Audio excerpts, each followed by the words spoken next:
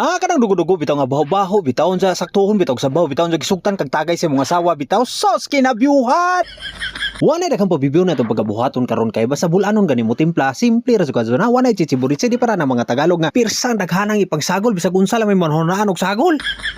Ato sa ilan ato sa napagangkingon gamay kaya aram piskazab sa nang imong pagangkingon gamay nang kadang tinae pon sa dimdiman pon natog magamay pod sos. Amo ni kinabyuhang parte basta bahin o kana magluto-luto me kay wa pa gani gasabot pa gani magtagay na mao na diri sa mua wa jud makalupig gani nga mga presan daghanang palahubog bisan pag ipanay lagi palahubog musod sa top 10 nga mua sa kinadaghanang palahubog aning buhol. Og nakabantay mo itong mga lamas ato nga ato na itong iditso ato kaya wanay daghang chichiburitsi na maorang resulta ha umaditso og madi og imo pa nang inainay na maorang lamia basta kay pinaka-importante ra jud ani dinuguan jud kanang inikura bitaw nimo nang dugo bitaw di na nimo undangan hantod nga di na mo murag kolor o kanang mura bitaw tae o kabaw bitaw tanawa.